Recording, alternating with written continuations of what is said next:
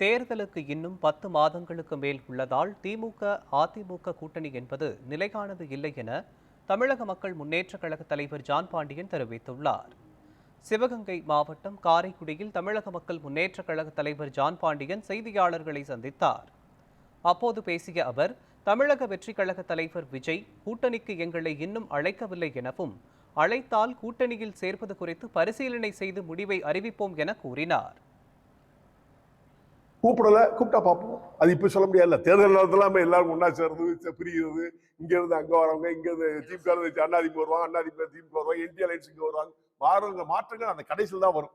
அந்த சூழலை பொறுத்து இல்ல நிலையான கூட்டணிங்கிறது தேர்தல் காலத்துல தான் முடிவு எடுப்பாங்க. இப்ப சொல்ல முடியாது. இப்பவும் திமுக இருக்கிற கூட்டணியும் நிலையான கூட்டணி இல்ல, அதிமுக இருக்கிற கூட்டணி நிலையான கூட்டணி இல்ல, என்டிஏல இருக்கிற கூட்டணி நிலையான கூட்டணி அல்ல.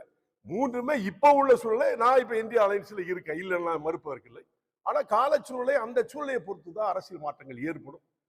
நாங்கள் தமிழக மக்கள் முன்னேற்ற கழகம் எதிலே இணைந்து செயல்படுகிறோம், அது வெற்றி பெறும் என்பது என்னுடைய